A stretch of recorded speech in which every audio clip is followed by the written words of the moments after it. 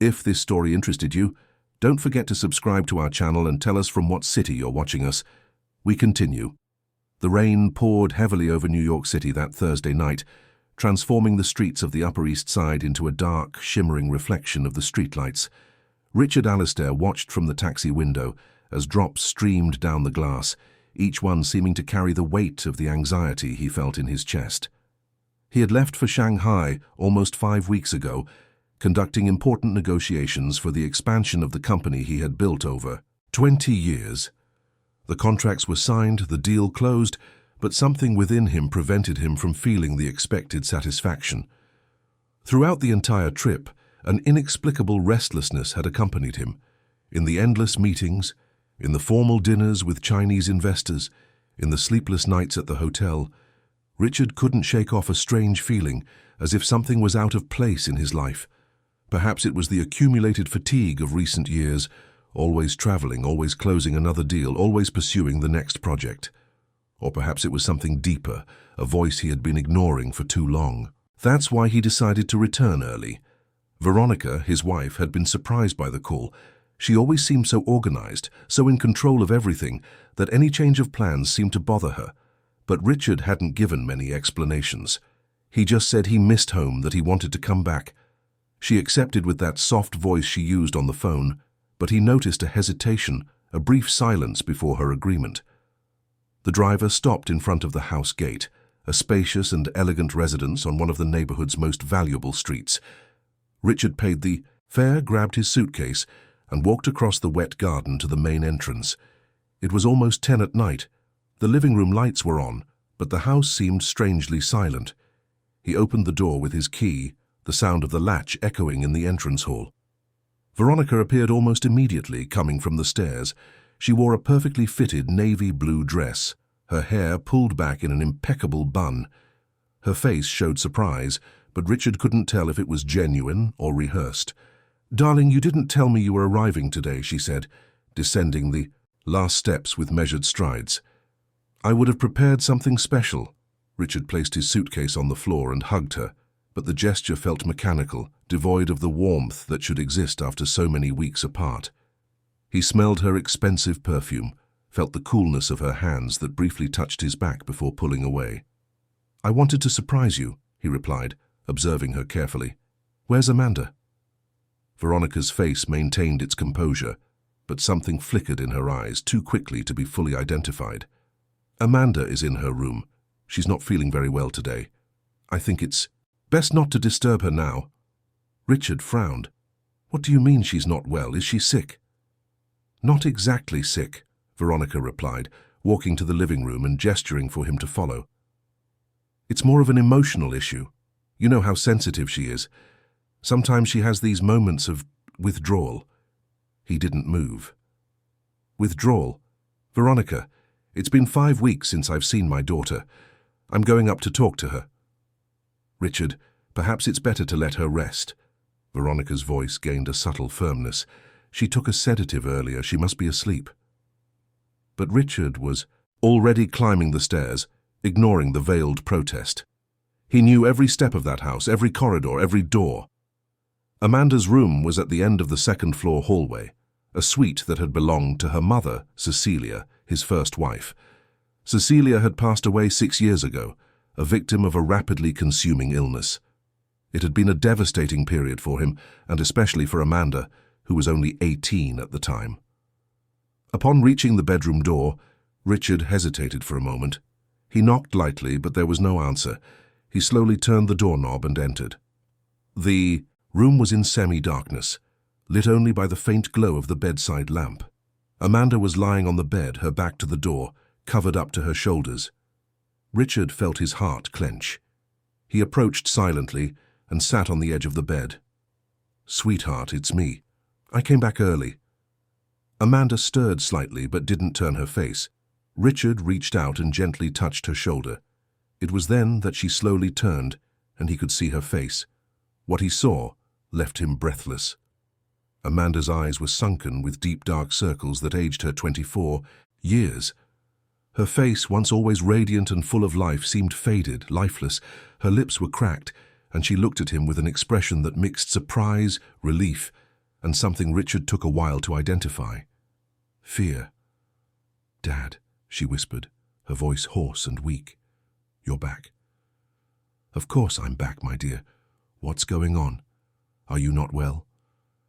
Amanda averted her gaze, her fingers nervously clutching the edge of the blanket. "I'm just tired. It's just that I haven't been sleeping well." Richard felt a lump in his throat.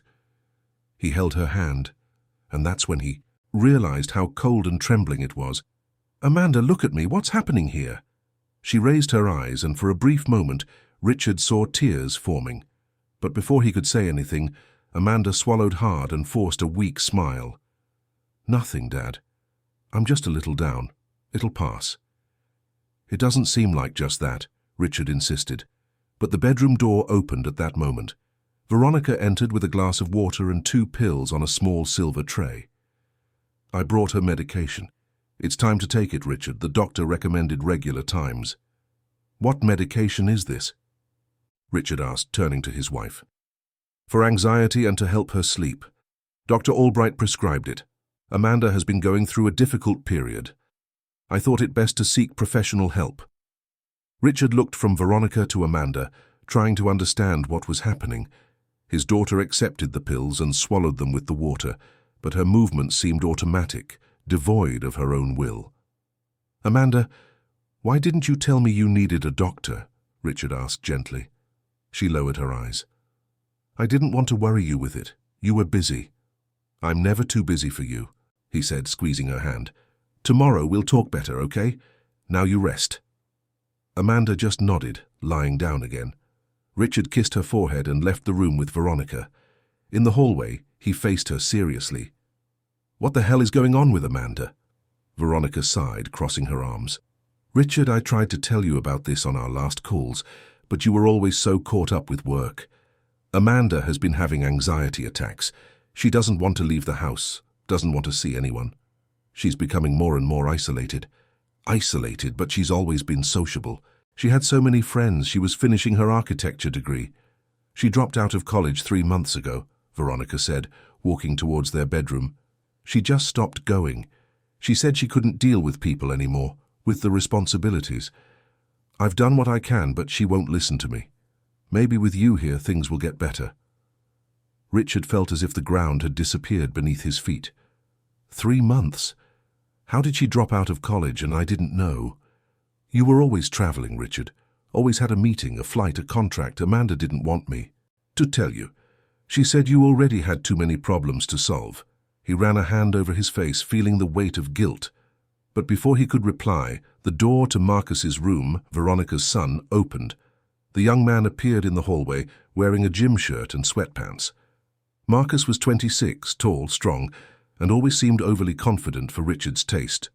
"Hey, Richard, back early from Shanghai?" Marcus said with a smile that didn't reach his eyes. "Business resolved?" "Yes, Marcus. And you, how are things?" "All good here. Someone needs to stay and take care of the house, right? With you always traveling, I'm the one holding things together." Richard didn't like the tone, but he was too tired to confront him. He just nodded and followed Veronica to their room. The night promised to be long, and the questions in his head only increased. The next morning, Richard woke up early. Veronica was still asleep beside him, her breathing calm and controlled. He dressed in silence and went downstairs. The house was quiet, with that heavy silence that seems to swallow any sound. He headed to the kitchen where he found Mrs. Celia, the housekeeper, who had worked with the family for over 15 years. Mrs. Celia was a 65-year-old woman, short, with grey hair pulled back in a simple bun. She had been hired during Cecilia's time and had always been extremely dedicated. When she saw Richard, her eyes widened and she dropped the cup she was holding. The sound of porcelain shattering on the floor echoed through the kitchen. "Mr. Richard, you're back," she said with a trembling voice, quickly bending down to pick up the shards. "Let me help, Mrs. Celia," Richard said, crouching beside her. "Are you okay? You seem frightened." She avoided his gaze, her hands trembling as she gathered the broken pieces. "I'm fine, sir. It's just that I didn't expect to see you today." Richard realized something was wrong. Mrs. Celia had always been calm and serene. Seeing her so nervous put him on alert. He gently held her wrist, making her stop collecting the shards and look at him. "Mrs. Celia, what's happening in this house?" The woman's eyes filled with tears. She opened her mouth to speak, but then they heard footsteps on the stairs. Veronica appeared in the kitchen, already dressed, her face made up, and a controlled expression. "Good morning, Mrs. Celia. What was that noise?" "I dropped a cup, ma'am. It was my carelessness." "Be more careful next time," Veronica said coldly. "Richard, shall we have coffee on the veranda?" He hesitated, looking at Mrs. Celia, who was now cleaning the floor with hurried movements, avoiding looking up. Richard knew he needed to talk to her, but not at that moment, not with Veronica around. Breakfast was served on the back veranda, overlooking the well-kept garden. The table was perfectly set with fresh fruit, bread, imported jams, natural juice, everything impeccable, everything in its place. But Richard felt that behind that appearance of order, something was deeply wrong. "Where's Amanda?" he asked, watching Veronica delicately cut a slice of melon. "Still sleeping. She tends to wake up late lately." "And Marcus?" "He went to the gym. He maintains a very disciplined routine." Richard took a sip of coffee, but the liquid seemed too bitter. "Veronica, we need to talk about Amanda. I want to understand what's really going on with her." "I already explained it to you yesterday. She's going through a difficult time, anxiety, depression, isolation. Unfortunately, these things happen. But this doesn't come out of nowhere. There has to be a cause. She was fine when I traveled." "Was she?" Veronica raised an eyebrow. "Richard, you were barely here to know how she was. The last few times you came home, you only stayed for a day or two before leaving again. How can you be sure she was fine?" Guilt struck Richard like a sharp blade. He knew Veronica was partly right. In the last 2 years, since he married her, his travels had become more frequent. Veronica always encouraged him, saying he couldn't miss opportunities that the company needed to grow, that Amanda was an adult and could take care of herself. "I want to speak with this doctor who is treating her. Dr. Albright, was that what you said?" "Of course. I can schedule an appointment for you." Richard nodded, but something about that conversation bothered him. Veronica seemed to have all the answers ready, all the explanations organized. She was too efficient, too controlled, and that efficiency, which he once admired, now made him suspicious. Later, while Veronica went out to run errands, Richard decided to explore the house. He started with the study, a room he rarely used, but which Veronica had transformed into her personal space. The door was locked. He tried his key, but it didn't work. Veronica had changed the lock. He went up to Amanda's room again and knocked on the door. This time she answered, wearing a white bathrobe and with wet hair. She looked a little better than the night before, but there was still that shadow in her eyes. "May I come in?" "Of course, Dad." Amanda's room was a reflection of her mother. Cecilia had decorated that space with great care, using light tones, delicate furniture, landscape paintings. She had done herself. But now Richard noticed something different. The walls were emptier. Several paintings were gone. The shelves that once displayed books, photos, and mementos were practically empty. "Where are your things?" Richard asked, looking around. Amanda sat on the bed, nervously wringing her hands. "I put some away. I thought it was too cluttered in here."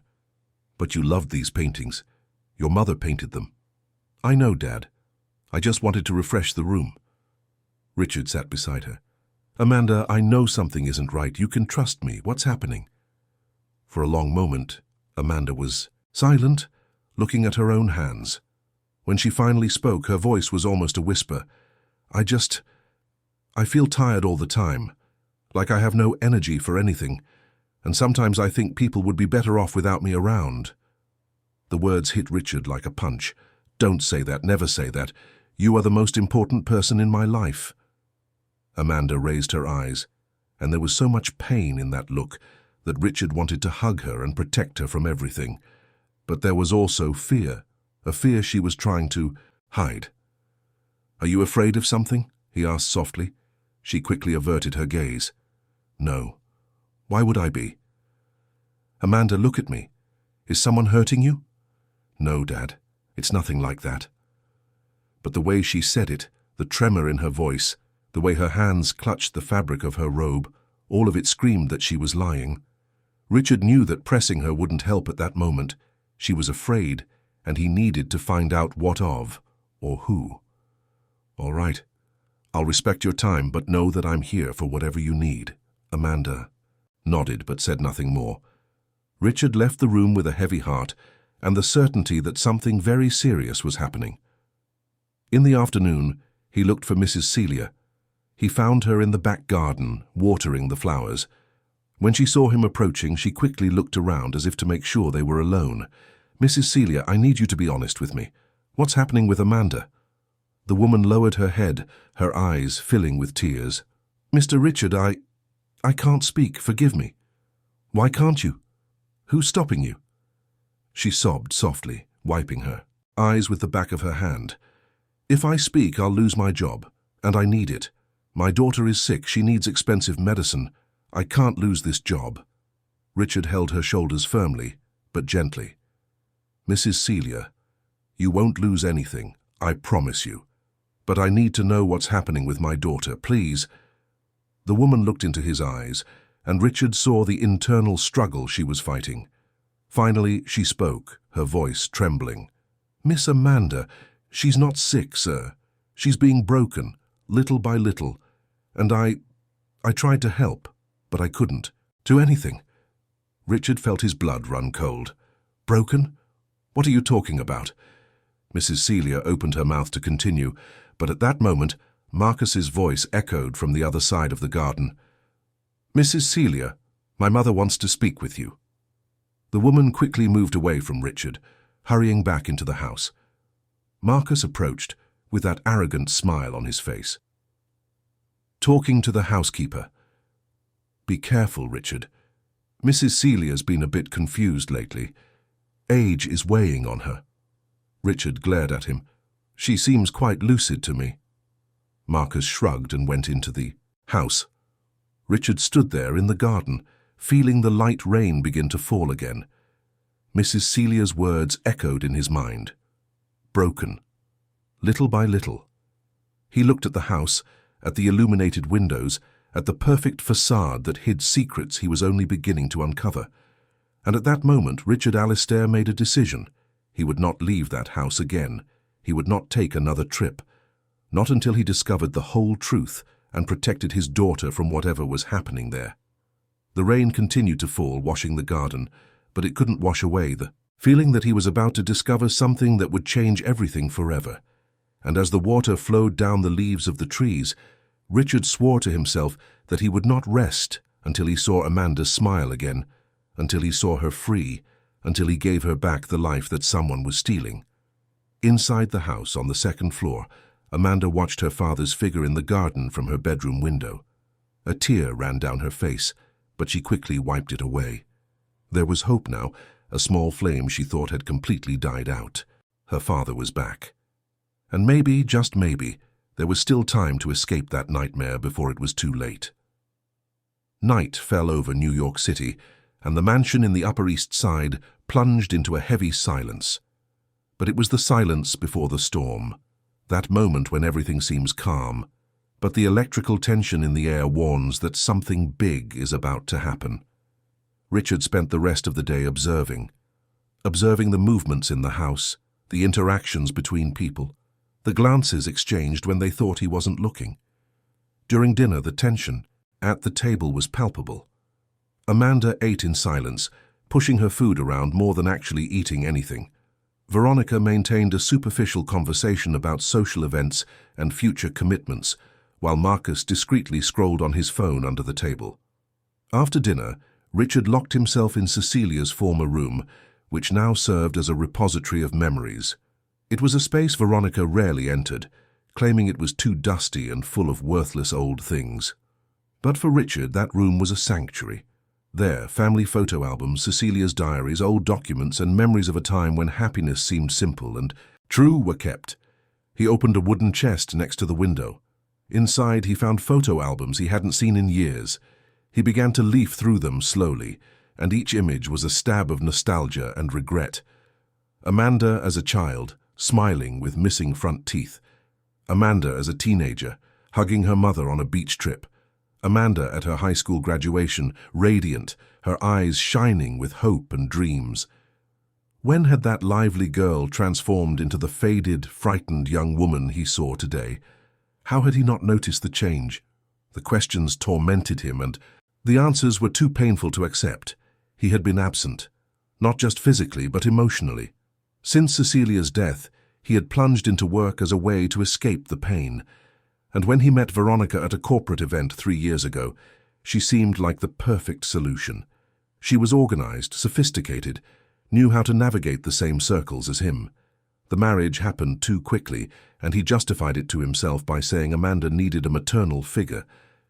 But did his daughter really need one? Or did he need someone to fill the void? Richard closed the album and rested his head in his hands. Memories came in waves. He remembered a conversation he had with Amanda shortly before marrying Veronica. They were in the garden, and she was helping to plant roses, something she had always done with her mother. "Dad, are you sure you want to get married again?" she had asked without looking at him. "I think so. Why do you ask?" Amanda finally looked up, and there was something in that gaze he hadn't been able to interpret at the time. "I just think it's too fast. You barely know her. I know enough." "And don't you want a mother again?" "I had a mother," she had replied, returning to dig in the dirt. "I don't need another." Richard didn't press the issue, and weeks later, the wedding happened.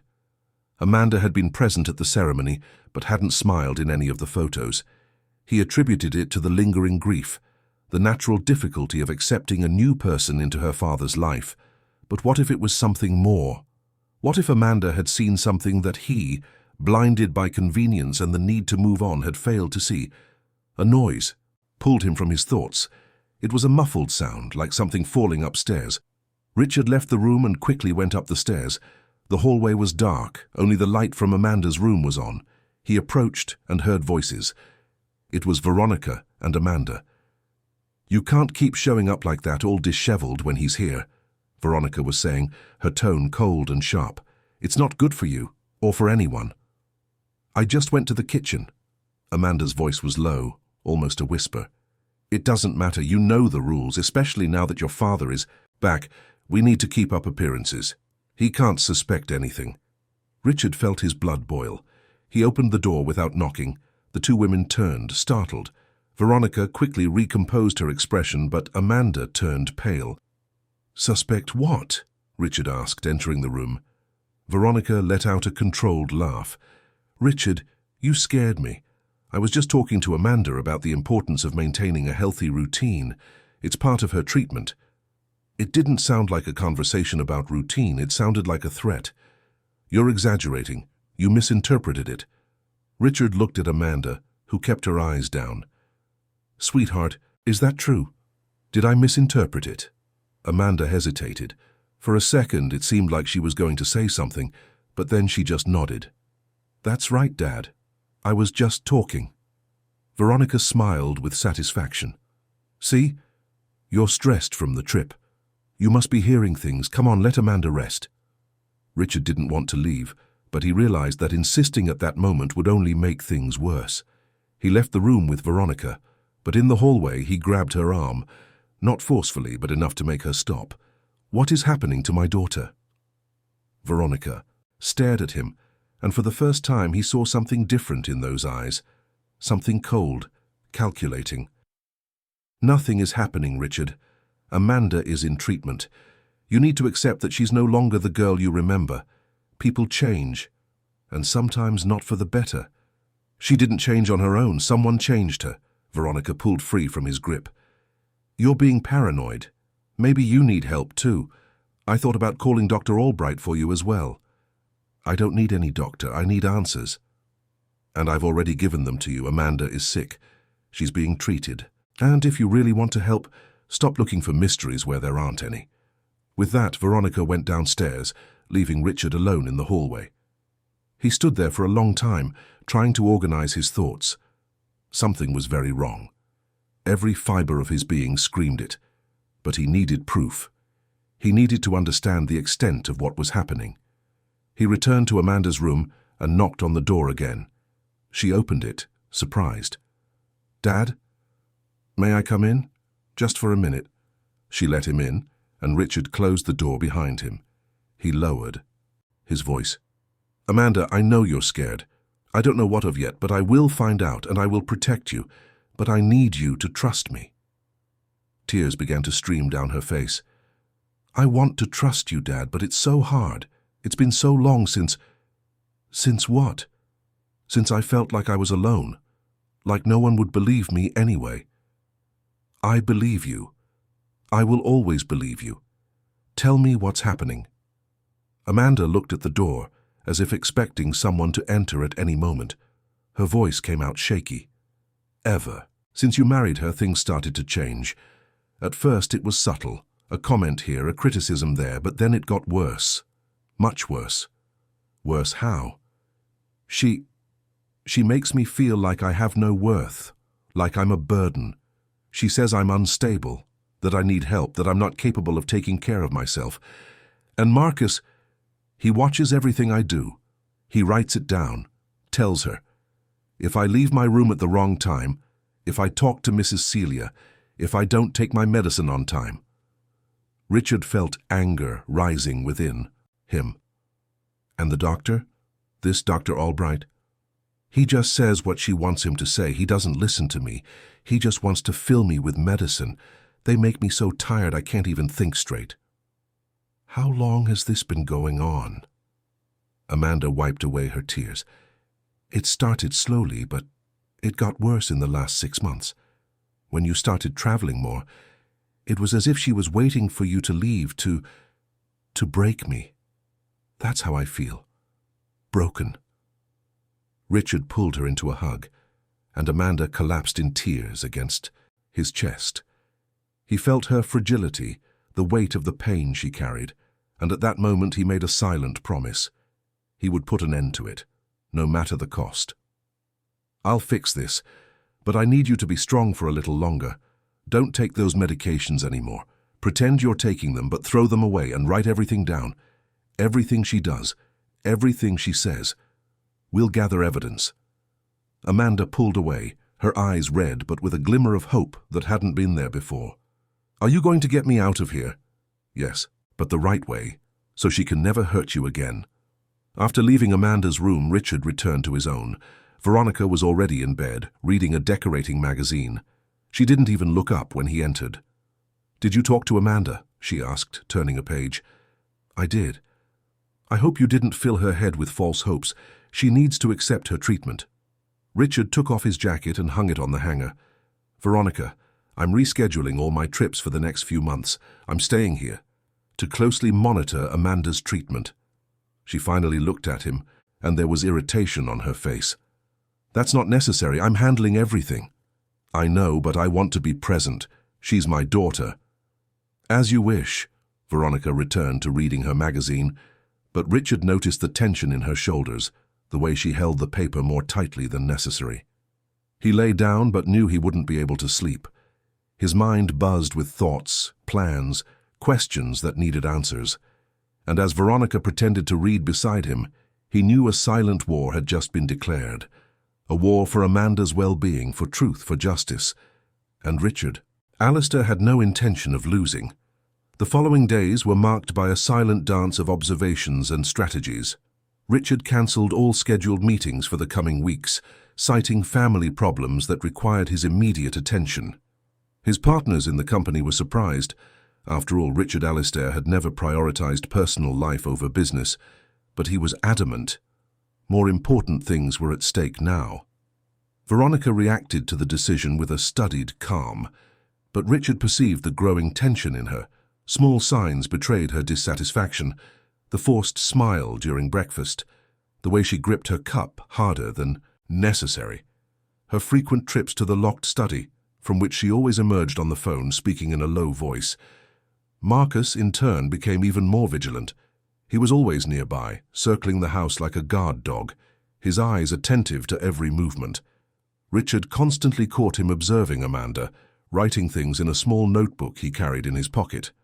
When questioned, the young man claimed to be taking notes for his business administration degree, but Richard didn't believe him. On Monday morning, a week after his return, Richard woke up determined to advance his investigation. He waited, for Veronica to leave for a social engagement, and Marcus to go to the gym. Then he went to the locked study. The door remained closed, but Richard was not a man to give up easily. He searched the garage until he found an old toolbox. With a screwdriver and patience, he managed to force the lock. The study was impeccably organized, like everything Veronica touched. A dark wooden desk dominated the center of the room, with a state-of-the-art computer, photo frames with pictures of her and Marcus, and a bookshelf filled with books on financial management and investments. Richard sat in the chair and began to search. The drawers were locked, but he forced the first one with the same technique. Inside, he found color-coded folders. He began to examine the documents: bank accounts, statements, correspondence. Everything seemed normal until he opened a red folder marked only with the letter A. The contents chilled him. They were medical reports about Amanda, but not from Dr. Albright. They were from another professional, a psychiatrist named Dr. Maxwell. Richard read quickly, and with each line he felt his anger grow. The doctor described Amanda as emotionally unstable, with self-destructive tendencies, incapable of making rational decisions, requiring psychiatric hospitalization for her own good. The date of the report was 3 months ago, exactly when Veronica had said Amanda dropped out of college. But what shocked him most was finding a legal document in preparation. It was a petition for guardianship. Veronica was trying to have Amanda declared legally incapacitated, assuming full guardianship over her and consequently over her assets. The document was not yet finalized, but the intentions were clear. Richard photographed everything with his phone, his hands trembling with fury. He continued searching and found more incriminating documents, significant bank transfers to Dr. Maxwell's account, emails exchanged between Veronica and a lawyer discussing strategies to keep Richard away from home for extended periods. There was even a draft contract with a private psychiatric clinic in the Hamptons, providing for Amanda's indefinite hospitalization. As he frantically photographed each page, Richard heard the sound of a car arriving. Quickly, he put everything back into the folders, closed the drawers, and left the study, locking the door as best he could. He went downstairs and pretended to be reading a newspaper in the living room when Veronica entered. "You're back already?" he asked, maintaining a casual tone. Lunch was cancelled. The hostess had an unforeseen issue, Veronica said, taking off her high heels and massaging her feet. "Where's Amanda?" "In her room, I imagine." Veronica nodded and went upstairs. Richard waited a few minutes and then also went up, but directly to Amanda's room. He knocked lightly and entered. His daughter was sitting on the bed, leafing through an old book. "Dad, did something happen?" Richard closed the door and sat beside her. "I need to ask you some questions, and I need you to be completely honest with me." Amanda closed the book, her face tensing. "All right. Do you know a doctor named Dr. Maxwell?" Amanda's face paled. "How do you know about him?" "I found documents. He wrote reports about you, saying you need to be institutionalized." Tears began to stream down her face. "She took me to him a few months ago. She said it was just a consultation to help me feel better. But he didn't listen to me. He just asked strange things, trying to make me seem crazy. He wanted me to say I wanted to hurt myself, that I heard voices, that I couldn't take care of myself. And when I denied it, he wrote it down as if I were lying. You only went once." "3 times. Then I refused to go back. That's when she started with Dr. Albright, who at least doesn't try to institutionalize me. He just fills me with medicine." Richard held her hands. "Amanda, I need you to know something. Veronica is trying to have you declared legally incapacitated to take control over you and your assets." "My assets?" Amanda seemed confused.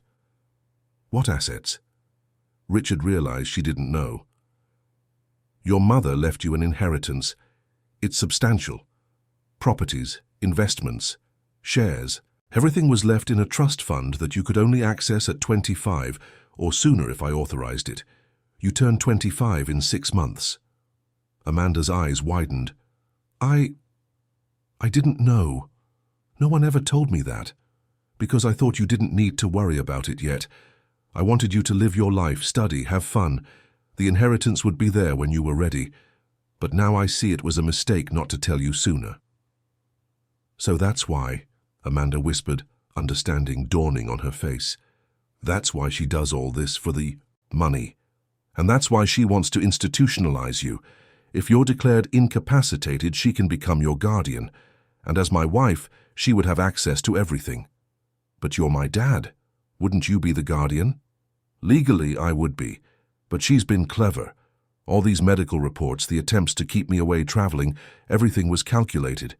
If I were absent and you institutionalized, it would be easy to manipulate the situation in her favor." Amanda stood up, walking to the window. "How long has she been planning this?" "I don't know for sure. But I have the impression it's been since the beginning, since we got married." The silence that followed was heavy. Amanda looked down at the garden, where Mrs. Celia was watering the plants. Finally, she spoke, her voice trembling but determined. "I need to get out of here, Dad. I can't live in this house anymore. And you will. But we need to do this right. If we simply run away, she can use that against us. Say you're having a breakdown, that I kidnapped you. We need to gather more evidence, expose what she did, and ensure she can never harm you again. How are we going to do that?" "I have a trusted lawyer, Henry Caldwell. We've worked together for years. I'll contact him discreetly. And you, keep pretending to take the medicine, but don't. We need you to be lucid and write everything down, anything she or Marcus do or say." Amanda nodded, and for the first time in a long time, Richard saw determination in her eyes. "I'll do it." He hugged her tightly. "Everything will be all right. I promise." That same afternoon, Richard left the house claiming he was going to resolve company matters. In reality, he drove to Henry Caldwell's law office, located in a commercial building on Wall Street. Henry was a 58-year-old man, with grey hair, discreet glasses, and a demeanor that inspired confidence. He and Richard had been friends since college, and it had been Henry who handled all the legal procedures for Cecilia's inheritance. When Richard entered his office, Henry stood up with a smile that quickly faded when he saw the expression on his friend's face. "Richard, good to see you. But from your look, I imagine this isn't a social visit." "Far from it, Henry. I need your help, and it's urgent." The two sat down, and Richard spent the next hour recounting everything: Amanda's situation, the documents he had found, his suspicions about Veronica, the doctors involved. Henry listened in silence, making occasional notes, his face growing increasingly serious. When Richard finished, Henry leaned back in his chair, took off his glasses, and massaged the bridge of his nose. "This is serious, Richard. Very serious. If everything you're saying is true, and I have no reason to doubt it, we're talking about several legal infractions: medical fraud, falsification of documents, coercion, attempted embezzlement. Can it be proven?" "With the documents? You photographed, yes, but I'll need access to the originals at some point. And we'll need Amanda's testimony. Is she in a condition to testify?" "She's shaken, but she's lucid. The problem is the medication she's been forced to take, but I've already instructed her to stop." "Good. I'll also need to investigate these doctors, Dr. Maxwell and Dr. Albright. If they received improper payments, they'll be in serious trouble with the Regional Medical Council. I can hire a private investigator to gather information on them. Do whatever is necessary. Money is not an issue." Henry put his glasses back on and looked Richard in the eyes. "Richard, you have to be prepared for what might come next. If we confront Veronica with this, she will react. And it could be a violent reaction in the legal sense. She might try to accelerate Amanda's institutionalization. She might accuse you of things. She might start a legal war. I'm prepared. What matters is protecting my daughter. Then we'll do the following. I'll request a judicial injunction to prevent any attempt to incapacitate or institutionalize Amanda without an independent medical evaluation. I'll also request an audit of the financial records related to Cecilia's inheritance, and we'll need Amanda to undergo new examinations with reputable doctors to prove that she doesn't need institutionalization." "How long will it take?" "If we act quickly, I can get the injunction in about 3 days. The rest will take longer. but the injunction will already prevent Veronica from making any legal moves against Amanda. Richard stood up, feeling a weight lifted from his shoulders. Thank you so much, Henry. I don't know what I would do without you. We're friends, Richard, and Cecilia was a wonderful woman. I would never let her daughter suffer if I could. Help it? The two said goodbye, and Richard returned home with a feeling that he was finally in control of the situation. But as he entered the garage, he saw Marcus's car parked irregularly, as if he had arrived in a hurry. A bad feeling hit him. He ran up the stairs and found Amanda's bedroom door open. Veronica was inside, holding a bottle of pills in her hand, her face red with anger. Amanda was curled up in the corner of the room, hugging her knees, and Marcus was standing at the door, arms crossed, blocking the exit. What's going on here? Richard demanded, entering the room and positioning himself between Veronica and Amanda. Veronica turned to him, her eyes gleaming with controlled fury. What's going on is that your daughter isn't taking her medicine. Marcus found several pills hidden under the mattress. She's sabotaging her own treatment. Because I don't need these medicines, Amanda said, her voice trembling but firm. They just make me drowsy. You're not a doctor to know what you need, Veronica retorted. And this behavior only proves Dr. Maxwell was right. You need more intensive help. She's not going anywhere, Richard said, taking the bottle of pills from Veronica's hand. Richard, don't get involved in this. You don't know what you're talking about. I know exactly what I'm talking about, and I also know what you're trying to do. I found the documents, Veronica. I know about the guardianship, about the payments to Dr. Maxwell, about the plan to institutionalize Amanda. The silence that followed was absolute. Veronica turned pale, but quickly recomposed her expression. I don't know what you're talking about. Don't lie to me. I saw everything, the photos, the emails, the bank transfers. You're not trying to help Amanda. You're trying to steal from her. Marcus stepped forward. Be careful what you're saying, Richard. Richard glared at him. Get out of here, now. This is my room too, Marcus retorted. This is my house, and you and your mother are guests here, guests who are about to be no longer welcome. Veronica let out a humorless laugh. You can't just kick us out like that. We're married, Richard. I have rights. Rights? You lost any rights when you decided to manipulate and abuse my daughter, and when you tried to steal the inheritance that belongs to her. You have no proof of anything, Veronica said, but there was a tremor in her voice. I have all the proof I need, and my lawyer is already preparing the documents. Tomorrow morning an injunction will be requested to prevent any attempt to institutionalize Amanda, and a full investigation into your actions will begin. Veronica looked from Richard to Amanda, then to Marcus. Her face was a mask of contained rage. You'll regret this, Richard. You'll regret choosing her over me. I never had to choose. She is my daughter, always has been and always will be my priority, something I should have remembered from the beginning. Veronica turned and left the room, her heels echoing in the hallway. Marcus followed her, but before leaving, he looked at Richard with hatred in his eyes. This isn't over. When they were finally alone, Amanda got up from the corner where she was and ran into her father's arms, collapsing in tears. Richard held her tightly, feeling her fragility, but also feeling that she was beginning to regain the strength that had been stolen from her. It's over, sweetheart. She won't hurt you anymore. But at that moment, as he comforted Amanda, Richard knew the battle was just beginning. Veronica was not one to accept defeat easily, and desperate people were capable of anything. That night, Richard locked Amanda's bedroom door from the inside and slept in an armchair beside her bed. He didn't trust leaving her alone, not after the scene that afternoon. Amanda took a long time to fall asleep, startled by every noise, but eventually exhaustion won and she drifted off.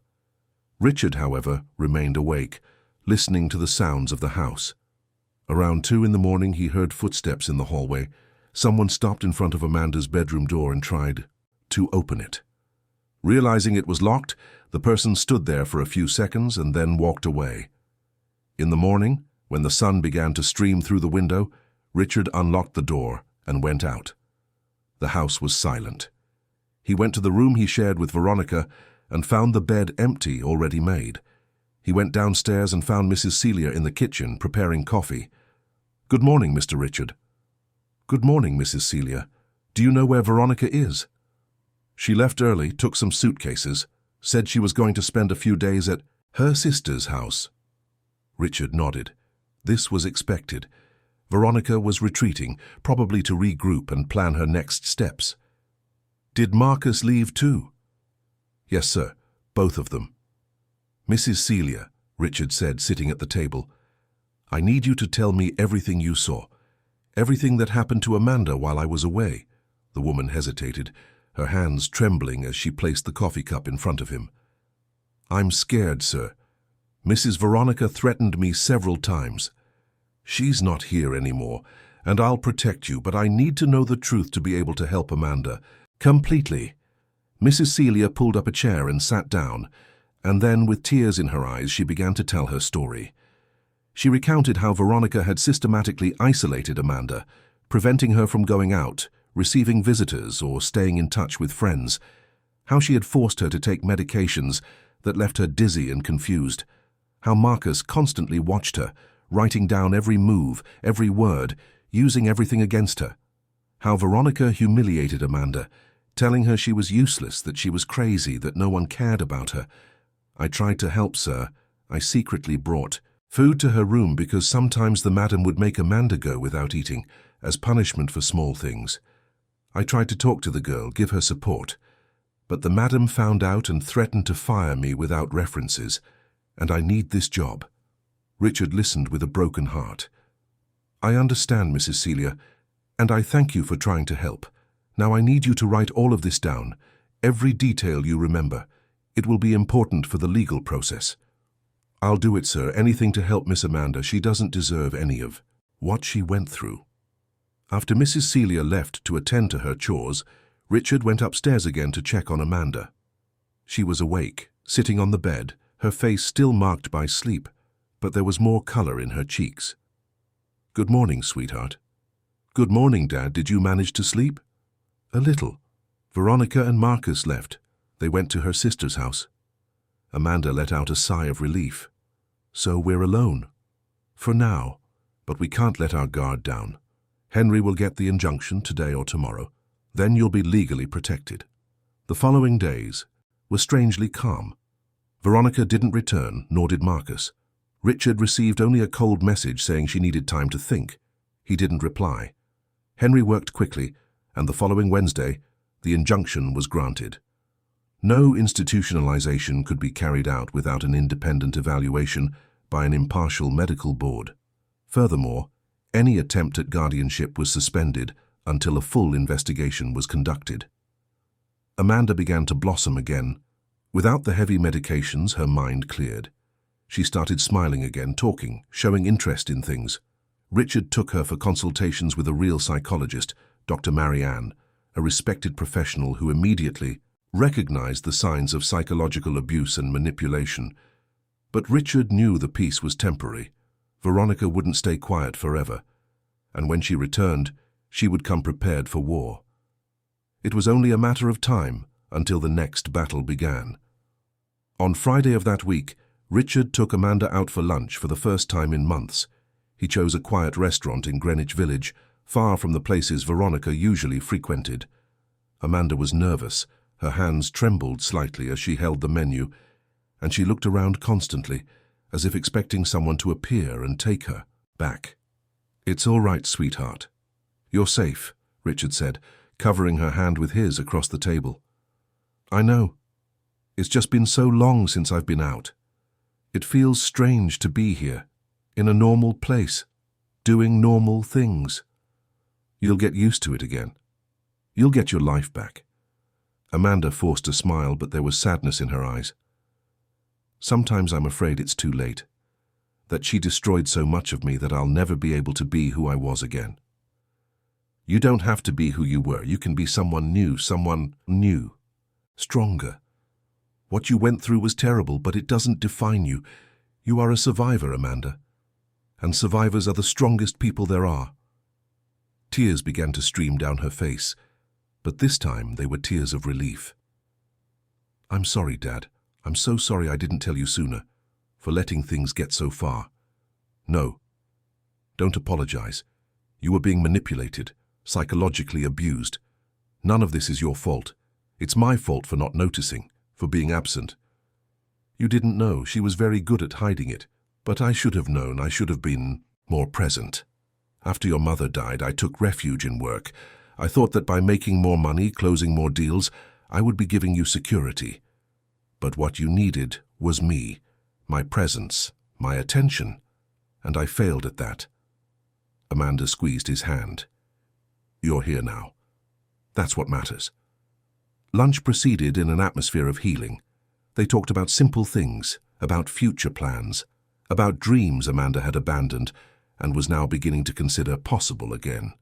She mentioned that she would like to go back to college, perhaps change her major, maybe travel a bit first. Richard supported everything, happy to see her making plans, looking forward instead of being trapped in past trauma.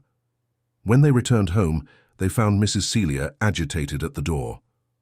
Mr. Richard, a court notice arrived. A man delivered it a little while ago. Richard took the envelope with a knot in his stomach. He opened it and read quickly. It was a petition from Veronica requesting separation of assets and alleging emotional abandonment on his part. But what infuriated him most was the second page, where she requested a mental health evaluation of Amanda to determine if there was negligence on Richard's part in not institutionalizing his daughter when necessary. She's counterattacking, Richard murmured, running a hand over his face. What is she asking for? Amanda asked, her voice tense. Separation and an evaluation of you. She's trying to turn the tables, making me look negligent. Richard immediately called Henry, who analyzed the documents via video conference. I expected something like this. She's trying to get ahead, create a narrative where she's the victim and you're the villain. But it won't work. We have proof of what she did. We have Mrs. Celia's testimony. We have records of the improper payments. We'll easily refute this. How long will it take? The separation process can be lengthy, but Amanda's issue we can resolve quickly. I'll request that the evaluation be done by the independent medical board, not by a doctor she chose, and I'll submit our counter-petition exposing her frauds. Do whatever is necessary. In the following days, the tension increased. Veronica began a silent smear campaign, spreading among acquaintances and mutual friends that Richard was preventing his daughter from receiving proper treatment, that he was being irresponsible and putting Amanda at risk. Some acquaintances called Richard concerned, and he had to explain the situation repeatedly. Amanda, meanwhile, began to strengthen. Therapy with Dr. Marianne was helping, and for the first time, she could speak openly about what she had experienced. The psychologist diagnosed post-traumatic stress resulting from prolonged psychological abuse, but also noted the young woman's impressive resilience. One afternoon, while Richard was working in his home office, Amanda knocked on the door. He looked up and saw that she was holding some papers. Dad, I think I found something that might help. What is it? I remembered that a few months ago, when she didn't yet know I was noticing things, I overheard a conversation between Veronica and Marcus. They were in the study and I was passing by in the hallway. I heard her saying that as soon as she got the guardianship, she would sell Mom's properties and transfer the money to offshore accounts. She said you would never find out until it was too late. Richard felt his blood boil. Are you sure? Absolutely. At the time I didn't fully understand, but now it all makes sense. And there's more. She mentioned a name, someone called Gregory, who would be helping with the transfers. Gregory. Richard frowned, trying to remember. Then his eyes widened. Gregory Farrell. He was her accountant, a man she had brought in to handle some personal finances. I never liked him. Always found something suspicious. Do you think he's involved? I'm sure. I'll pass this information to Henry. If we can prove money laundering or financial fraud planning, Veronica will have much bigger problems than a simple separation. Richard immediately contacted Henry, who promised to investigate Gregory Farrell. Meanwhile, life in the house began to find a new rhythm. Amanda woke up earlier, helped Mrs. Celia with small tasks, started cooking some meals and began reading again. It was like watching a flower that was slowly wilting come back to bloom. One night, father and daughter were on the veranda, watching the city lights. Amanda broke the silence. You know what hurt me most in all of this? What? It wasn't even her cruelty or the medicine or the isolation. It was feeling like I was alone in the world, that even you didn't see me, that I had become invisible. Richard felt the words like daggers. I'm so sorry, so very sorry. You don't need to apologize anymore. You're here now. But it made me think about how many people must be going through this. People being manipulated, abused, and no one sees. No one realizes until it's too late. It's true, and the worst part is that it often happens within the home, in families, where there should be love and protection. Amanda turned to him. When all this is over, when I'm better, I want to do something. I want to help people who go through what I went through. Create a space, an organization, something that can make a difference. Richard smiled, proud. Your mother would be very proud of you. She always wanted you to use your gifts to help others. Then I'll do it in her memory, and in memory of who I was, so that the Amanda who died a little inside that house didn't die in vain. She didn't die, she just fell asleep, and now she's waking up. Father and daughter remained there side by side, looking at the stars that began to appear in the New York City sky. And at that moment, despite all the battles that were yet to come, despite the pain and the scars, there was hope, the hope that truth would prevail, that justice would be served, and that in the end the love between a father and a daughter would be strong enough to overcome any storm. But not everything was calm. That same night, in a luxurious penthouse in Tribeca, Veronica met with her lawyer, Dr. Silas Mitchell, a man known for winning impossible cases using questionable methods. Beside her was Marcus, his face grim, and Gregory Farrell, nervous, constantly adjusting his glasses. We need to speed everything up, Veronica said, her voice cold and calculating.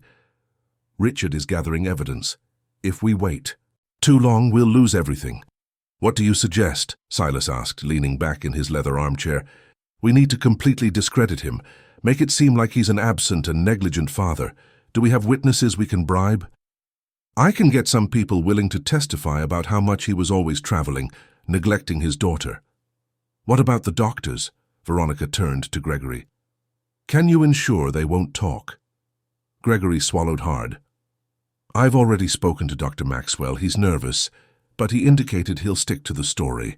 As for Dr. Albright, he doesn't even know about the bigger plan. He just prescribed medication based on what you said. And the money, the transfers that were being prepared. I froze everything. I won't move anything until we're sure we're safe. Veronica slammed her hand on the table, frustrated. We were so close to having everything. That spoiled girl would be locked up in a clinic, away from everything, and the fortune would be ours. Marcus finally spoke, his voice laden with anger.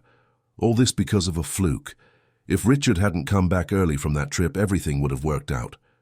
Veronica looked at him coldly. Flukes don't exist, Marcus. There are planning failures, and we failed to consider that he might develop a conscience. The group continued planning their next moves, each more desperate than the other. But what they didn't know was that the net they had woven was closing around them, and that every move they made only deepened the hole into which they were falling. Meanwhile, in the Upper East Side mansion, Richard and Amanda slept peacefully, protected not only by locked doors, but by the certainty that finally they were on the same side. United against the storm that was yet to come, but ready to face it together. And in the struggle between truth and lies, between love and greed, between light and darkness, they knew which side they were on, and that made all the difference. Monday dawned with a cloudy sky over New York City, as if the city itself sensed that something important was about to happen. Richard woke early after a restless night's sleep. Today would be the day of the preliminary hearing, where the judge would decide on the mutual accusations between him and Veronica, and more importantly, on Amanda's situation. Amanda was in the kitchen when he came down, having coffee with Mrs. Celia. The young woman wore a discreet business suit, her hair pulled back in a simple ponytail. She was visibly nervous, her hands trembling slightly as she held the cup. "Good morning, sweetheart." "Good morning, Dad. Did you manage to sleep?" "More or less. I kept thinking about what I'm going to say today. What if I freeze? What if I can't speak? Richard sat beside her and held her hands. "You'll manage, and if you need a break, you ask for it. The important thing is that the truth is told. Dr. Marianne will be there too, remember, and Henry will be by our side the whole time." Amanda nodded, taking a deep breath. "I just want it to be over. I want to be able to move on and leave all this behind. And you will. After today, things will start to resolve." They arrived at the Manhattan Criminal Court at 9 in the morning. Henry was already waiting for them at the entrance, accompanied by his team. The lawyer greeted Richard with a firm handshake and Amanda with an encouraging smile. "Everything is ready. We have all the evidence organized, the witnesses confirmed. Dr. Marianne will present Amanda's psychological report, proving that she doesn't need institutionalization and that she was a victim of systematic psychological abuse. Mrs. Celia will also testify. And Veronica. She arrived 15 minutes ago with her lawyer and Marcus. They're in the waiting room on the other side. Dr. Maxwell is also here. He was subpoenaed to appear." Richard felt a knot in his stomach. He was about to face the woman he had married, the woman he had trusted, and expose all the lies and manipulations. It wasn't easy, but it was necessary. The hearing began promptly at 10 o'clock. The room was formal, with dark wood-paneled walls and the American flag behind the judge's bench. Judge Robert Foster, a man of approximately 60, with a serious expression and penetrating gaze, presided over the case. He observed everyone present carefully before beginning. "Good morning, everyone. We are here to address a delicate matter involving the Alastair family. On one side, we have Mrs. Veronica Alastair requesting separation of assets and alleging negligence on the part of Mr. Richard Alastair regarding the necessary medical care for his daughter, Miss Amanda Alastair. On the other side, we have Mr. Richard accusing Mrs. Veronica of psychological abuse, medical fraud, and attempted embezzlement of Miss Amanda's assets. Correct?" "Yes, Your Honor," the two lawyers replied in unison. "Very well. We will begin by hearing from Miss Amanda. Please approach." Amanda stood up, her legs trembling. Richard watched her walk to the front with her head held high and felt immense pride in her courage. The judge asked her to swear to tell the truth and then asked the first question. "Miss Amanda, can you tell us in your own words what has happened in recent months?" Amanda took a deep breath and began. Her voice was low at first, but it gained strength as she spoke. She recounted how, after her father's marriage to Veronica, things gradually began to change. The subtle comments that undermined her self-confidence, the constant criticisms disguised as concern, the progressive isolation from friends and family, the pressure to take increasingly strong medications that left her unable to think clearly. "She made me feel like I was going crazy," Amanda said, tears streaming down her face. "She said I was unstable, that I needed help, that my father didn't care about me because he was always traveling. And I started to believe it. I started to think there really was something wrong with me." "And what about Dr. Maxwell?" the judge asked. "She took me to him saying it was to help me, but he didn't listen to me. He just asked questions that seemed like traps. He wanted me to say things that weren't true. And when I refused to go anymore, she started with another doctor, Dr. Albright, who just prescribed me more and more medicine." Veronica's lawyer, Dr. Silas Mitchell, stood up to ask his questions. "Miss Amanda, don't you think you might be confusing care and concern with abuse? Wasn't your stepmother just trying to ensure you received proper treatment?" Amanda stared at him firmly. "Care doesn't involve locking me in my room. Concern doesn't involve making me feel worthless every day. And proper treatment doesn't involve drugging me until I can barely think." The answer caught the lawyer by surprise, and he couldn't counter. The judge called the next witness, and Mrs. Celia was called. The woman was nervous, wringing her hands, but when she began to speak, her words were clear and direct. "I worked in that house for 15 years. I saw Miss Amanda grow up. She was a happy child, then a lively young woman. But after Mrs. Veronica arrived, everything changed. I saw things that broke my heart. I saw the madam punishing the girl, making her go without food, preventing her from leaving her room. I saw Mr. Marcus watching her every step, writing everything down, and I tried to help, but I was afraid of losing my job." The judge asked some questions to clarify details, and Mrs. Celia answered everything truthfully. When it was Veronica's lawyer's turn to question, he tried to discredit the testimony by claiming she was just a resentful employee, but the judge interrupted him. "Dr. Mitchell, the witness has 15 years of service to the family and no history of problems. Her testimony carries weight. Continue."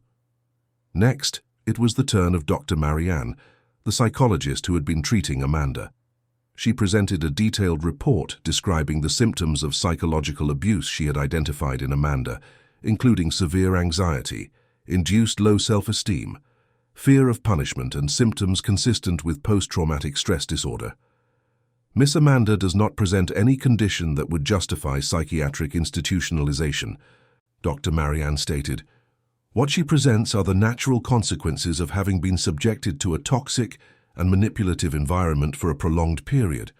With adequate therapy and a safe environment, recovery is completely possible and is already underway.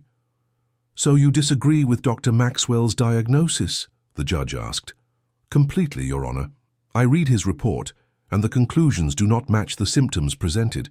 It seems more like a commissioned diagnosis than a real clinical evaluation." It was then that Dr. Maxwell was called. The man was visibly uncomfortable, constantly adjusting his tie. The judge went straight to the point. "Dr. Maxwell, you evaluated Miss Amanda and declared her as needing compulsory institutionalization. Can you explain the criteria you used to reach that conclusion?" The doctor hesitated. "Well, Your Honor, I based my assessment on the reports provided by Mrs. Veronica and my observations during the consultations." Henry stood up. "Your Honor, may I present evidence that Dr. Maxwell received significant payments from Mrs. Veronica during the same period he was conducting these evaluations? We have bank statements proving transfers of high amounts, incompatible with the price of normal consultations." The judge frowned. "Present the evidence." Henry distributed copies of the bank statements that Richard had photographed. The judge examined them carefully, as did the public prosecutor accompanying the case. Dr. Maxwell turned pale. "Dr. Maxwell, what exactly do these amounts refer to?" the judge asked, his voice cold. They were fees for special consultations and detailed reports. Detailed reports that would justify the institutionalization of a healthy young woman and whose content completely contradicts the assessment of other professionals." The doctor couldn't answer. The judge made a note and then asked for Veronica to be called to testify. She entered the room with an assertive posture, wearing an impeccable navy blue suit, her hair pulled back in an elegant bun. But Richard noticed the nervousness in her eyes. "Mrs. Veronica, you are being accused of psychological abuse against your stepdaughter and of attempted fraud to assume control of her assets. What do you have to say?" "All of this is a great injustice, Your Honor," Veronica replied with a firm voice, but there was an almost imperceptible tremor. "I always took care of Amanda, as if she were my own daughter. Everything I did was to try to ensure she received adequate help. If my husband had been more present, he would know that I was only trying to protect her." "Protect her from what?" the judge asked. "From herself. Amanda was becoming more and more isolated, depressed. I tried to help in the best possible way." Henry stood up again. "Your Honor, I have here documents proving that Mrs. Veronica was preparing a petition for the guardianship of Miss Amanda. I also have evidence that she was planning to transfer the inheritance assets left by Amanda's deceased mother to offshore accounts, with the help of her accountant Gregory Farrell, who is currently under investigation by the IRS." The judge took the documents and examined them in silence. The room was tense, everyone awaiting his reaction. Finally, he raised his eyes and looked directly at Veronica. "Mrs. Veronica, these are very serious accusations. Are you aware of these documents?" Veronica opened her mouth, but no words came out. For the first time, her mask of control completely cracked. She looked at her lawyer, who also seemed lost. I was just taking precautions. Amanda is young, impressionable. I wanted to ensure she wasn't manipulated by ill-intentioned people." "Manipulated?" The judge raised an eyebrow. "It seems to me that the only manipulation here was the one you exerted over her." "Your Honor, this is absurd," Veronica tried to argue, but her voice no longer had the same strength. The judge pounded his gavel on the table, calling for silence. "I will call for a 30-minute recess to analyze all the evidence presented. After that, I will give my decision." During the recess, Richard and Amanda stayed in a private room with Henry. The tension was palpable. Amanda was emotionally exhausted, and Richard held her in a tight embrace. "You were incredible in there," he said. "So strong, so brave." "I only managed because you were there," she replied, her voice muffled against his shoulder. Henry was confident. "The evidence is irrefutable. The judge will rule in your favor. I'm sure of it." And he was right. When they returned to the courtroom, Judge Robert Foster had a severe expression. He waited for everyone to be seated before beginning to speak. "I have carefully analyzed all the evidence presented, all the testimonies, and all the documents, and I have come to the conclusion that this is one of the most serious cases of psychological abuse and attempted fraud I have ever presided over. Miss Amanda Alistair was a victim of a calculated and cruel plan whose sole objective was to deprive her of her legitimate rights and improperly appropriate her inheritance." He looked directly at Veronica. "Mrs. Veronica Alistair, you manipulated health professionals, forged documents, psychologically abused a vulnerable young woman, and attempted to defraud the legal system. Your actions are not only immoral, but criminal." Veronica was pale, her hands clutching the arms of the chair. "Therefore, I declare that Miss Amanda Alistair is fully mentally and emotionally capable, not requiring any type of guardianship or institutionalization. I also determine that a police investigation be initiated to investigate the actions of Mrs. Veronica, Dr. Maxwell, and Mr. Gregory Farrell. The separation of the Alistair couple is granted without entitlement to any part of Mr. Richard's assets, given the fraudulent circumstances of the marriage." The gavel struck the table, sealing the decision. Amanda collapsed in tears in her father's arms. Richard held her tightly, feeling an immense weight lifted from his shoulders. Looking to the side, he saw Veronica being escorted out of the room by the bailiff, her face a mask of defeat and contained rage. Marcus followed, her head down. When they left the courthouse, the sun had finally broken through the clouds, bathing the city in a golden light. Amanda stopped on the steps and closed her eyes, feeling the warmth on her face. "It's over," she whispered. "It's really over." "It's over," Richard confirmed. "Now a new phase begins, a phase where you are free to be whoever you want to be." In the following months, the Alistair family's life underwent a profound transformation. The criminal case against Veronica progressed rapidly. The public prosecutor presented all the collected evidence, and the case garnered media attention. Newspapers reported the scandal involving psychological manipulation and attempted inheritance fraud, and public opinion was shocked by the extent of the cruelty committed.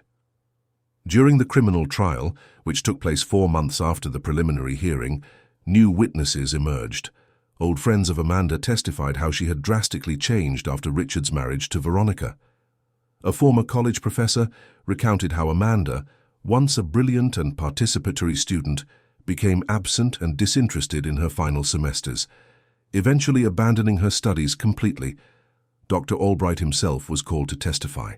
Although he had no direct involvement in Veronica's plan, he admitted that he had prescribed heavy medications based solely on her reports, without conducting a proper evaluation of the patient. He acknowledged his professional error and publicly apologized to Amanda. The most dramatic point of the trial came when Marcus was called as a witness. Initially reluctant, he finally yielded under pressure and revealed details of his mother's plan that had previously been unknown. He spoke of late-night conversations where Veronica detailed every step of the scheme, how she had convinced him that they were merely protecting the family's assets, and how he gradually realized he was participating in something wrong, but was afraid to contradict his mother. "I have no excuses for what I did," Marcus said in his testimony, his voice choked. "I was a coward. I saw Amanda suffering and did nothing. Worse, I helped make her suffering greater. I'll have to live with that for the rest of my life." When the sentence was handed down, Veronica was condemned to 5 years in prison for fraud, falsification of documents, and psychological abuse. In addition, She was ordered to pay substantial compensation to Amanda for the moral damages caused. Dr. Maxwell had his medical license permanently revoked and was sentenced to 3 years in prison for his involvement in the scheme. Gregory Farrell received the heaviest sentence, 7 years, for money laundering and multiple tax frauds. Marcus for collaborating with justice and for not having direct evidence of his participation in the initial planning of the scheme received only community service and was required to undergo psychological therapy. He never again attempted contact with Richard or Amanda and moved to another city after serving his sentence. The victory in court brought relief, but Richard and Amanda knew that true healing would be a long process. Amanda continued her therapy religiously, attending sessions twice a week. Gradually, the nightmares lessened. The constant fear of being watched was replaced by a growing sense of security. Her shattered self-esteem began to be rebuilt, brick by brick, session by session. Amanda embarked on an intensive recovery process. In addition to therapy with Dr. Marianne, she began attending a support group for victims of psychological abuse. There, she found other people who had gone through similar situations, and for the first time since everything began, she didn't feel alone in her pain. 3 months after the hearing, Amanda made an important decision. Sitting on the veranda with Richard on a Saturday afternoon, she shared her plans. "Dad, I've decided I'm going back to school, but not architecture. I want to study psychology." Richard smiled. "Do you think it's the right field for you?" "I'm sure. I want to help people who go through what I went through. I want to be able to look at someone who is suffering and say that I understand, because I truly lived it, and I want to make a difference." "Your mother would be very proud." "I hope so. And Dad, there's something else I want to use. I want part of Mum's inheritance to create a project, a support center for victims of family psychological abuse, a place where people can receive help, therapy, legal guidance, everything I needed and fortunately had, but which many people don't." Richard felt his eyes fill with tears. "That's a wonderful idea, and I'll help you. We can do this together." And that's what they did. Over the following months, Amanda immersed herself in preparations. She sought out professionals in psychology, social work, and law to form a multidisciplinary team. She visited other support centers to understand how they worked, what was successful, and what could be improved. She participated in courses and workshops on managing non-profit organizations. Richard, in turn, used his business experience to structure the project. He helped find a suitable property, a spacious house in Brooklyn Heights that would be renovated to house the center's activities. He handled the bureaucratic side, legal registrations, and necessary licenses. He also created a permanent fund to ensure the project's long-term financial sustainability. During this period of preparation, something interesting happened. Amanda began giving lectures at schools and universities about her experience. At first, it was difficult. Talking about the trauma was still painful. But she realized that her story helped other people. Young people experiencing abuse at home identified with her, found the courage to ask for help. Teachers and counselors learned to identify signs that something was wrong. At one of these lectures, at a private university in the southern part of the city, a young woman approached Amanda at the end. She had deep, dark circles under her eyes. Her hands trembled, and Amanda immediately recognized the signs. "Are you going through something similar?" Amanda asked gently. The girl nodded, tears beginning to fall. "It's my stepmother, too. She makes my life a living hell. But when I try to tell my dad, she makes it seem like I'm exaggerating, that I'm being dramatic." Amanda held her hands. "I understand. I went through exactly that. And I want you to know that you're not alone. And that help is available." She gave her contact information, suggested therapists, and offered all the support she could. Weeks later, she received a message from the girl thanking her. With Amanda's help, she had managed to make her father see the situation, and they were resolving the problem together. It was at that moment that Amanda realized the real impact her story and her project could have. It wasn't just about her. It was about all the Amandas in the world who were suffering in silence, trapped in toxic situations, thinking there was no way out. Her motivation grew even stronger. The renovation of the house in Brooklyn Heights was completed. The space now had psychological counseling rooms, a library with mental health materials, a meeting room for support groups, and even a small apartment that could serve as temporary shelter for emergency cases. With the help of Richard and a dedicated team of professionals and volunteers, Amanda finally saw her dream come true. The Cecilia Alistair Institute was ready to open its doors. The inauguration took place a year after the hearing, on a sunny Saturday morning.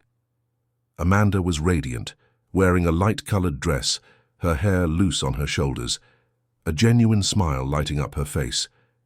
It was hard to recognize in her the frightened, broken young woman of a year ago. During the opening ceremony, she gave an emotional speech. "There was a time when I thought I would never truly smile again, a time when I thought I was alone, in the world, that no one would believe me, that I had no worth. But I learned that even in the darkest hours there is light, there is hope, and there are people willing to reach out." She looked at Richard, who was in the front row, tears streaming down his face. "My father saved me, not just by taking me out of that situation, but by showing me that I was worthy of being saved. And now, I want to pass that on. This center is for everyone who is going through what I went through, to tell you that you are not alone, that help is available, and that it is possible to rebuild, it is possible to heal, it is possible to live again." The audience applauded emotionally. Among those present were Mrs. Celia, who now worked as the administrative coordinator of the center, Dr. Marianne, who donated a few hours a week to serve at the Institute, and Henry, who offered free legal consultation to victims who needed it. After the inauguration, father and daughter returned home. It was a new house, smaller, cozier, far from the painful memories of the mansion where everything had happened. There they had built a true home, based on presence, dialogue, and genuine love. That night, as they had dinner in the simple but welcoming kitchen, Amanda looked at Richard and said, "You know, Dad, I think I finally understood something." "What?" "The suffering I went through was horrible. I wouldn't wish it on anyone. But in a way, it brought me here. It made me stronger, more empathetic. It gave me a purpose. I'm not saying it was worth it, but I'm saying it wasn't in vain." Richard held her hand across the table. "You are one of the strongest people I know, and the way you transformed your pain into something positive is inspiring. I learned from the best person. I learned from my mother, who always saw the best in people, and I learned from you, who taught me that it's never too late to do the right thing." The two continued talking late into the night about future plans, about dreams, about life. And as the city lights twinkled outside, inside that house there was warmth, there was peace, there was the certainty that despite all the storms faced, they had survived. More than that, they had prospered. A few weeks later, Richard received a letter. It was from Veronica. He hesitated before opening it, but finally did. The letter was short, handwritten. "Richard, I don't expect you to forgive me. I don't even expect you to read this letter to the end. But I need to say that I spent the last year reflecting on my actions. What I did was unforgivable. I was driven by greed, by ambition, and in the process, I hurt an innocent young woman who deserved none of it. I am not asking for forgiveness. I am simply acknowledging the truth. Amanda is an incredible person, and you are a better father than I will ever be a mother. I hope you both find the peace you deserve. Veronica." Richard read the letter twice, and then showed it to Amanda. She read it in silence, and then returned it. "What are you going to do with this?" "Nothing. I don't need to do anything. What needed to be done has already been done. She is paying for her actions, and we are moving forward. That's all that matters." Amanda nodded. "I agree. She made her choices. Now she has to live with the consequences, just as we are living with ours. Only ours are much better." She smiled, and Richard smiled back. And in that smile there was healing, there was hope, there was a future. Years passed, and the Cecilia Alistair Institute became a reference in providing care to victims of psychological abuse. Amanda graduated in psychology with honors and began working directly at the Institute, helping dozens of people rebuild their lives. Richard drastically reduced his business activities, dedicating himself more to his family and social work. On a Sunday afternoon, 5 years after the whole story began, Amanda took Richard to Cecilia's grave. They placed fresh flowers and stood there in silence for a few minutes. "Do you think she would be proud of me?" Amanda asked. "I'm absolutely certain. You've become exactly the kind of person she dreamed you would be. Strong, compassionate, dedicated to doing good." "I miss her. Every day." "Me too. But she lives in you, in your strength, in your kindness, in your smile. She never truly left." Amanda rested her head on her father's shoulder. "Thank you, Dad, for saving me, for believing in me when I didn't even believe in myself." "You don't need to thank me. It was the least I could do, the least any father should do. But not every father does, and that makes you special." They stood there for a few more minutes, watching the sunset tint the sky orange and pink. And at that moment, there was peace. The peace that comes after the storm. The peace that comes when justice is served. The peace that comes when love conquers hatred, when truth overcomes lies, when light dispels shadows. Richard and Amanda's story was not an easy one. It was a story of pain, betrayal and struggle, but it was also a story of hope, courage and redemption. It was proof that even in the darkest moments, when everything seems lost, it is still possible to find the light. It is still possible to rebuild. It is still possible to love. And as they walked back to the car, father and daughter, hand in hand, the sun setting behind them, they knew they had won. Not just the legal battle, not just the fight against Veronica, but the most important battle of all. The battle to remain human, to remain connected, to remain faithful, to what truly matters. And that, in the end, was the greatest victory of all. End of story. Dear listeners, we hope that Richard and Amanda's story has touched your heart. If you were moved by this journey of overcoming and redemption, leave your like, subscribe to the channel and tell us in the comments what touched you most. Every day we bring intense stories like this, which reveal the deepest side of the human soul. We look forward to seeing you in the next episode.